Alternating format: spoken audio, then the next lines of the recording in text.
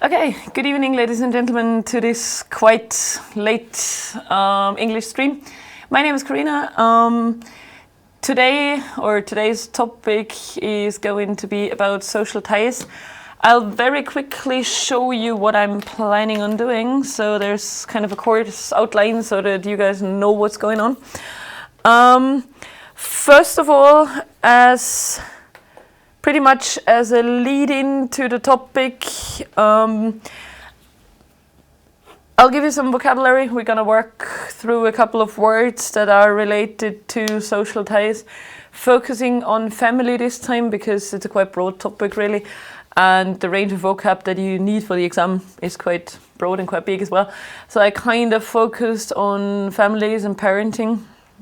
So that's the vocab that you'll get. I'll talk you through a few family concepts and definitions, quite popular in the monologue part of the exam because they give you something to talk about. So definitions of what is a foster family, what is a blended family, what is, well, without single parents, which is quite obvious. But could be that you also have to come up with like problems that the respective type of family could encounter. But yeah, there will be a trial exam on that next week. So that's what you hear. That's what you're gonna hear next week. I'll also very quickly show you two pictures. It's about two different types of families, like two different concepts, and I'll try and show you how to successfully explain or talk about a visual, really. And, which is quite important, that's the last point. For the exam preparation for next week, basically, because next week me and Timna are going to do a trial exam again. You know the concept. I'll tell you what skimming and scanning are, which are two reading strategies, quite useful for the monologue part of your exams, because as you already know, you might get a text that you have to read. Surprisingly enough, it's not always necessary to read the whole thing. So skimming and scanning are two reading strategies that save you time, kind of. That's the idea behind them. I'll tell you what they are today, and next week I'm gonna tell you, or I'm gonna show you how they are done in practice, together with like the text that we use for the trial exam. So let's have a look at. Let's have a look at some words. As I said, the word social ties involves quite many different areas. It involves friendship, it involves workplace, really, whenever there are people around you. So in order to avoid to like give you, light, very useful every now and then. I thought it was really dark. I lost the thread. Oh yeah, in order to like try and narrow it down a bit, I was focusing on families and parenting. So you definitely do know the first one. That's an easy one as a lead-in. Eltern, the parents, you know that. In your exams, you may have to talk about problems of young people, of teenagers, and as repetitions of words are not very welcome, really, neither in your written exams in German nor in spoken exams in English, you should avoid being all too repetitive, really. So there's a second word. I hope you guys out there can read my handwriting. Whenever you can't, the letters either an N or an S. That's the two options that there are, really. So you can also use adolescents instead of teenagers, which can be a quite good synonym in case you have to talk about something that is related to teenagers and you want to avoid repetitions. You'll probably are quite surprised why there is the word Kinder on the list, because it's obvious and so easy, but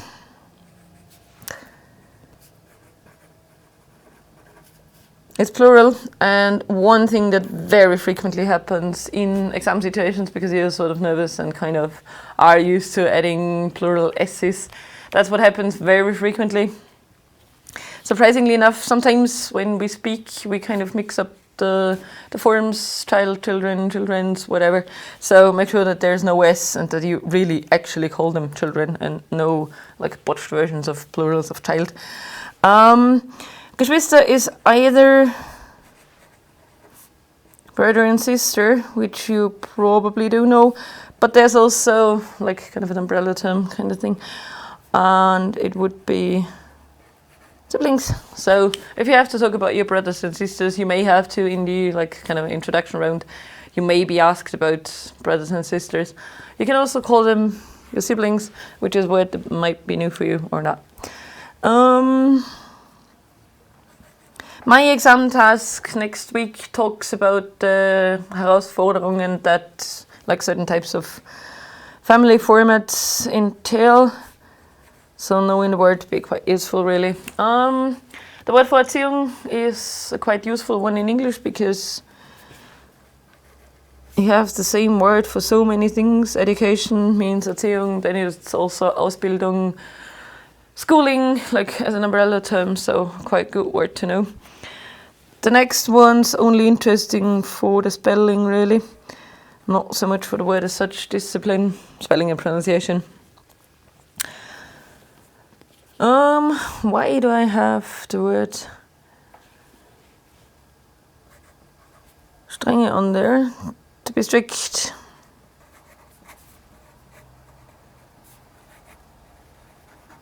That's some more fancy words as well, I guess, but that will do for your exams. Oh, that one when you don't read through your notes beforehand. The next one, like the text that I'm going to give you next week, is about parenting styles, so different types of like how to approach the topic of being a mother or a father. There's also the word nachgiebig, so parents who tolerate a lot, who would be quite lenient to their kids. Lenient, or to be lenient rather, as we need a word, as we need a verb, and lenient is an adjective.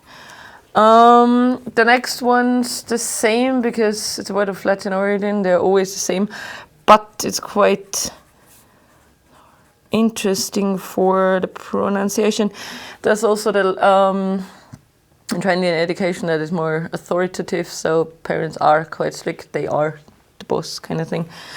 Next one is a phrasal verb, which goes down quite well in the exam because phrasal verbs like standing expressions kind of prove that you've done your homework in English well. Phrasal verbs give you plus points in grammar or in vocabulary. Sich gut verstehen mit jemandem, to get along well with someone, as it is to get along is a verb, and therefore you need good in its adverb form, so well, to get along well. Sich nahestehen as a family.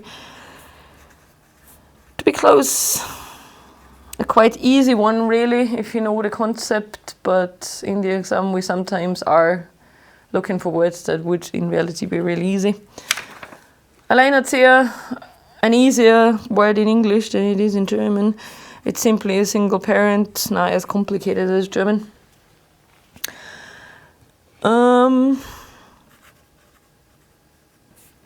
Neither is the next one really. Whoa, that's probably the first time that's quite kind of legible. And the Karenz, so the time when like either the mother or the father stay home with the child,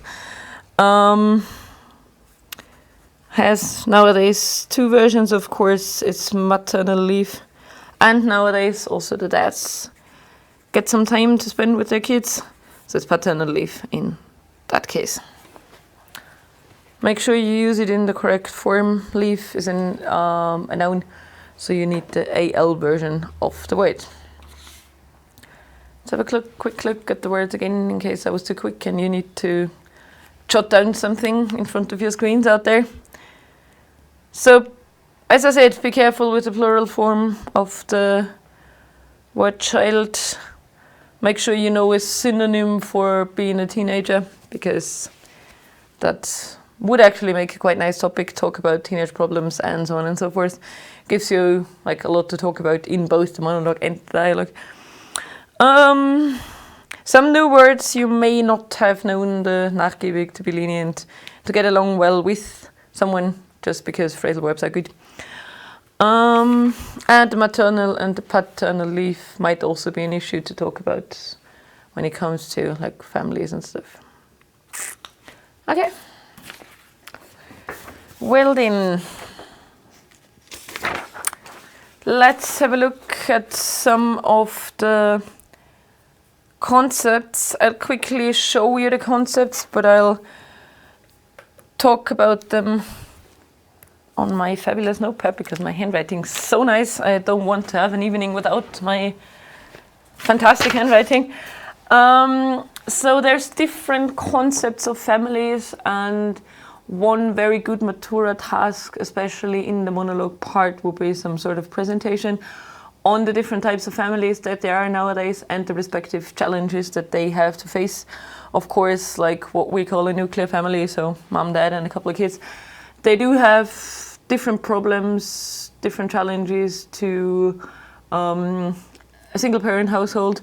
So that might be one of the topics that you have to present in the course of your individual long term, the monologue part of your exams. So let's see what we have. Extended families. An extended family, the word extension, to extend something, you know the word. An extended family is the concept of a family where you have not just mom, dad, and the kids, but you also have aunts and grandparents and so on and so forth that you like really consider family. Sometimes you even live with them, like they live in the same house than you do. You share one house. So that's the extended family. So it's the concept of like all the Verwandten that you have. Now the big question, I'll give you a couple of seconds to think about it. What's the English word for Verwandte?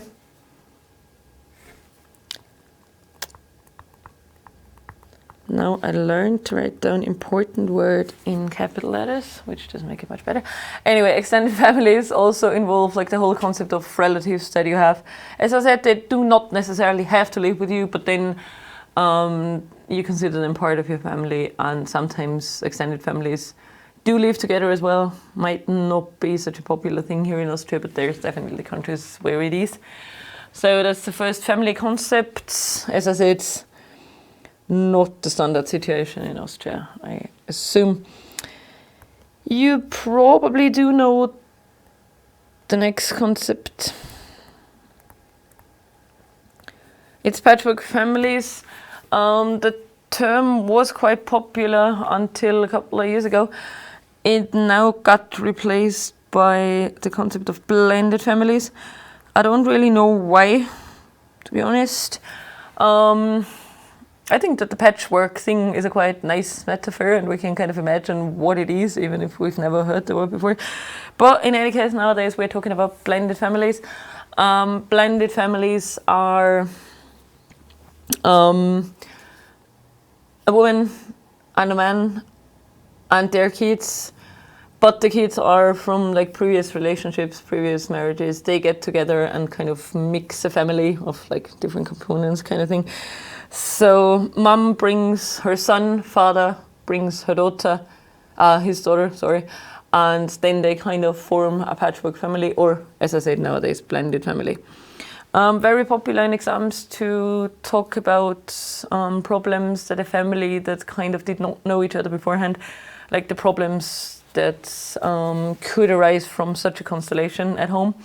Will also be part of next week's exams, so there will be a text on exactly this concept of like blended families. So gives you something to talk about really, and quite nice exam topic. Do we have a German word for patchwork family? No, we don't really, do we? No. So patchwork family is patchwork family. End of story. Then we have the concept of the nuclear family.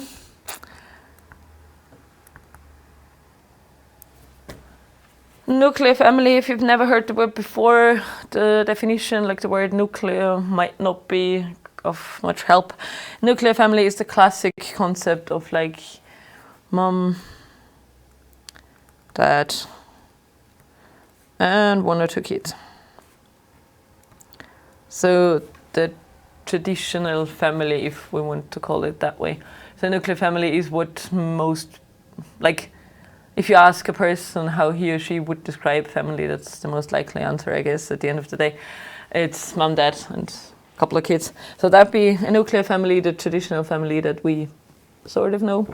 But then we have to be very careful with such definitions, because nowadays times are changing and so are family concepts. But it's like explanations of what a nuclear family is usually give you this definition: traditional family, mom, dad, 1 or 2 kids. So, and a nice house in the garden and a dog. I guess that's what a nuclear family is, really. You can, of course, also have, that's more for, like, the word is self-explanatory, but it's more for the vocab. Adoptive parents, adoptive families, usually they adopt kids from orphanages. That's what you call the place where kids with no parents live. So then they get adopted by adoptive families. So adoption would be great. Adoption. Be the noun to go with the whole thing. Of course, this exists as well. There are, of course, a lot of challenges as well for, like, adoptive parents. A lot of discussion going on in the media as well, as many celebrities kind of took a liking to adopting children, preferably from other countries as well. There's also opponents of the idea, but yeah, that's up to you to decide. Importance, definitely the word orphanages. You may need that in the exam if the concept of, like, adoptive parents crops up. The same with the next one. Children can also live with guardians. So guardians are people who are responsible for you. They are not your real parents. Might be like the aunt or someone else. For some reason, mom and dad are not able to take care of the kids, so the kids gets a guardian. That's what it is. How do we call guardians in German? Vormund? Vormund, that's the word I was looking for. Then you also have single parent families, of course. Single parent families. Note that they are also they're also considered as families, so single parent families, which is, well, looking at the definition of family, maybe a contradiction in terms, but that's what they're called. Of course, can be quite challenging as well. We will see that a little later in the pictures. Yeah, I think that was it. Any other family types that we could think of? No, that's it, I think. Well, what ties up with adoptive parents, I guess, is the foster families. So you live together with a family that is not yours, they're not your parents, they're not related to you, but they give you shelter and a home, and yeah, I think that's it. So we have, can I go back actually? Fantastic. So to kind of quickly revise the whole thing, there's extended families, your family, mom, dad, your siblings, and all your relatives. There's patchwork families, so mom and dad, but from, like, they have kids but with different partners, then they kind of mix the family, blend it together. To blend something is another word for mixing, really, at the end of the day. The nuclear family, so if you have to define concepts, nuclear family is what we consider as a traditional family if we want to, mom, dad, and a couple of kids. And, well, not quite. Hello. Then we have adoptive parents, foster families, and guardians, and of course, last but not least, single parent families. So either mom or dad raising one kid or more by themselves. Yep, that's it. So I'll now quickly show you 2 pictures.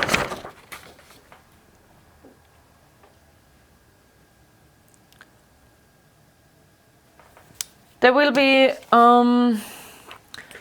a stream on how to work with visuals, especially statistics, because for the A-levels that you are doing, that's the most suitable one or the most frequent one.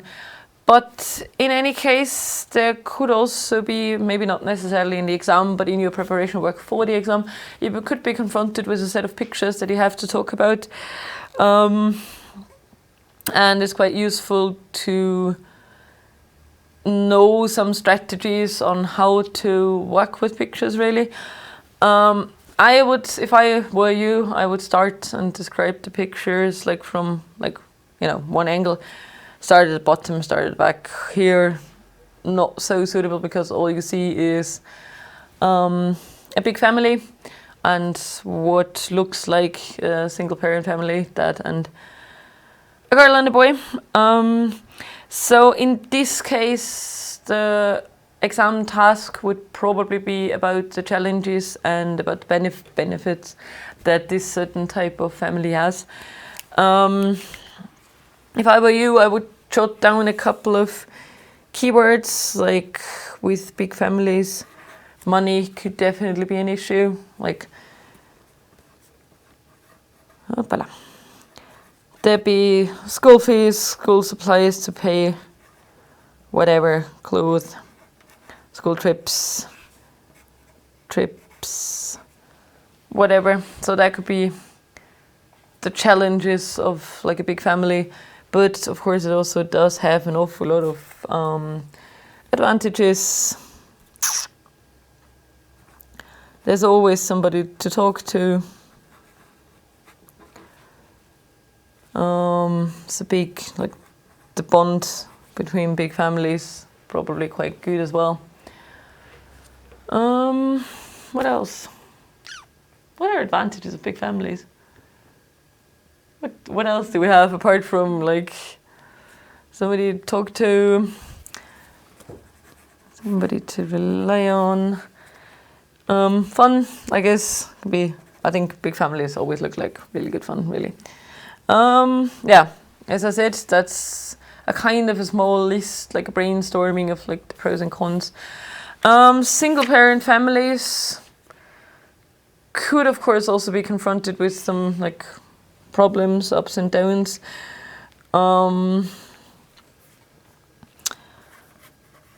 Being a single parent, I guess, is quite stressful for reasons like money, for example, how to make ends meet at the end of the month if there's only one parent earning money.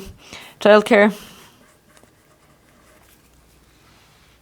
If there's no one at home, also, like, it's always good to relate exam topics that you get to your current situation or to the situation in Austria, if you happen to know anything about that.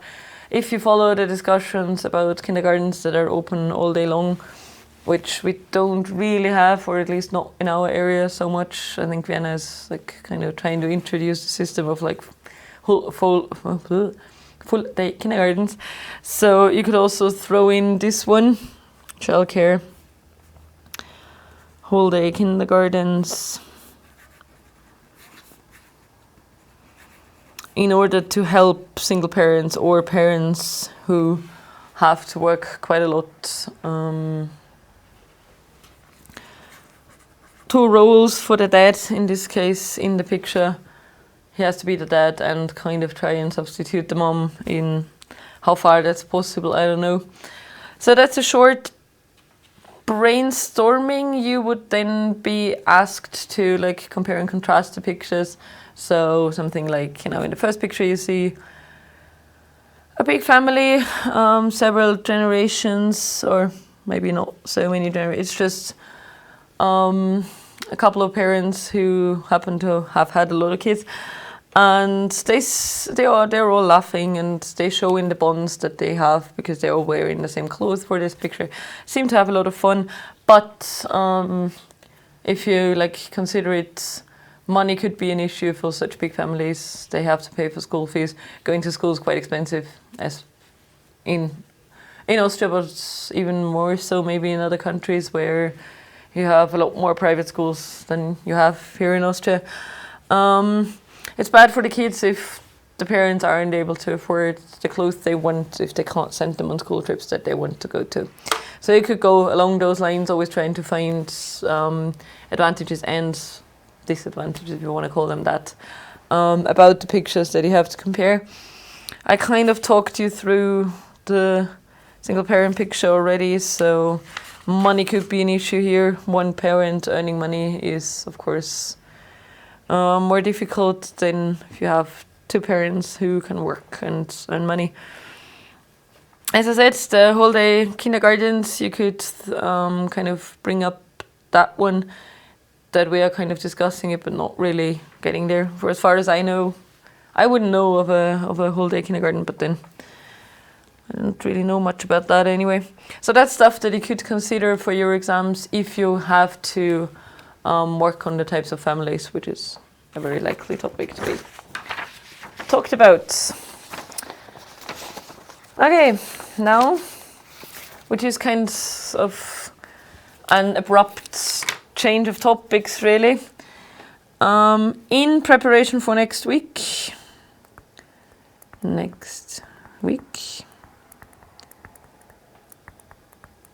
that's my favorite streams. I love the trial exams, so they're really good. So I do. Don't give me that look. Should have seen the look she was giving me.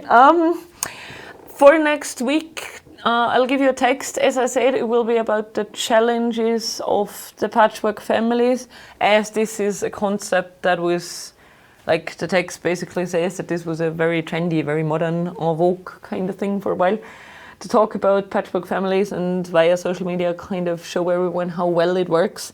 But then there's obviously drawbacks as well, so that's what the text is going to be about. That's what the trial exam is going to be about. So we stick to social ties in terms of family. That's what the plan is.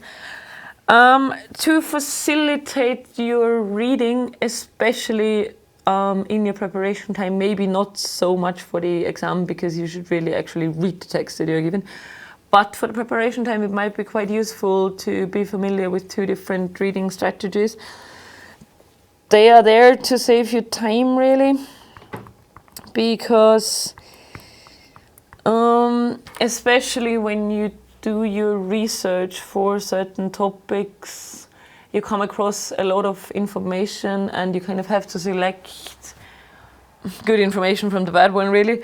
And sometimes you're given a text where you're only interested in one paragraph, because only one paragraph gives you something that you can work with, that you find interesting, that you may want to add in your exams. Reading the whole thing, if it's like a 5-page essay on families, I don't know, might be a quite tiring endeavor. So I guess the following two reading strategies help. You may have heard about them. Your teachers in class may have mentioned them.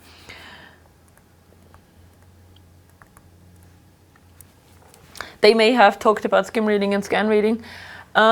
Two similar approaches, but not quite. We probably start with scan reading, because that's the easier one to explain, really. Simply because the term as such is quite self-explanatory. You all know what a scanner does, and that's exactly what scan reading is, really. So a scanner kind of, you have a blank page and it very quickly moves along the page, and that's what you do in scan reading. You are given a text and you only look for one specific piece or more specific pieces of talking and writing at the same time is hardly a very good idea. You're looking for specific pieces of information. So let's say you're reading a text on patchwork families, and you know that there's some numbers in the text somewhere that tell you about like how many families in Austria actually are patchwork families, for example. So you know what you're looking for, and you're just scan reading the text looking for this one particular information. So you're looking for keywords. In this case, you'd probably be looking for like percentage points or stuff like in Austria, or like patchwork. You'd be looking for certain keywords that kind of give you a hint on where in the text to locate the information that you want to. So it can be numbers, it can be names as well, can be definitions. Very frequently you're looking for definitions somewhere. Starts with quite simple things. If you, in your preparation for the English exam, read something about a time period that you've never heard of, and the text talks about, I don't know, times of Shakespeare, something like that, you can just Wikipedia the whole thing, look it up very quickly, and scan read for the necessary information that you need, so as to be able to understand the like original text. So you're looking for definitions, keywords, numbers. As I said, scan reading, the metaphor with the scanner works quite well. You're looking for a certain piece of information. You do not want to read the whole text. That's not the plan. Scan reading is definitely not a strategy that you should use if your task is write a summary about topic XY. That's not how things work. But we do that quite frequently, probably like subconsciously, really. I don't know, you're a big Bayern München fan, for example, and you know that they played, who did they play? Borussia Dortmund. And you're quickly scan reading through the sports part of a newspaper. You only want to see what the score was, and that's it. So you all probably use the strategy of scan reading more than you think. Now you have a name to go with the concept, scan reading, looking for specific information. Skim reading, or skimming as it is called sometimes, is similar, really. Skim reading is for not so much for keywords and not so much for specific information, not like scan reading is, but you are trying to get the general idea or the general ideas of a text. So let's say you get a text on styles of parenting. You've probably done that in your course, like whether or not as a parent you should be super strict or a bit more lenient. We had that word earlier. You get a text with like some scientific information about which approach is better and why. You don't want to read the whole thing because it's all too scientific and gives you too many details of like psychological nature that you don't really want to know something about. So you can read the text for general ideas. I would strongly recommend or that's at least how I do it. Like, I would strongly recommend that you read the first paragraph carefully, so that you actually know what the text is really about, what the style of the text is, and if the text is really about the topic that you're looking for. Sometimes headlines and subheadings can be a little bit misleading, so the first paragraph should give you a clue about whether or not it's really worth reading the text, if the text contains information that you can work with. So I would do a close read of the first paragraph. Close reading is kind of the counter approach to skimming and scanning. Close reading is what you should do with like books, novels and stuff, newspaper articles that you're really interested in. Close reading is what you do when you want to get all the information necessary. So novels. As I'm a big fan of reading, I would probably, have to point that out kind of. So in skimming you read for general ideas, you read the first paragraph as like a close reading process. And then, depending on the text type, but usually, especially English text, but also German ones, they have the so-called topic sentence, the first sentence of each paragraph. If it is a good text, it does have kind of a topic sentence, a sentence that tells you about what, like, kind of gives you a hint on what the following paragraph is going to talk about. So I'd also read the topic sentence. You can like basically conclude whether or not the next paragraph is of any interest for you. So I definitely read the topic sentence. Usually, as I said, topic sentences are supposed to give you the main idea of the paragraph. So in skim reading, it would probably be enough to read the topic sentence because you know the main argument and can then include it into your presentation, into your text, and elaborate on it because you shouldn't copy from text anyway. So skim reading is a very good strategy for like getting a lot of information in a very short time, and for, yes, as I said, getting ideas on what you could talk about or write about if you have to write an opinion essay or whatever, and then use the topic sentence as a starting point to like elaborate on the whole thing. So a very quick recap of what I just said. Skim reading, what I didn't just say. Scan reading, specific pieces of information, very useful for statistics, for example, for definitions, for keywords, for sports results, for timetables, for whatever pieces of specific information you need.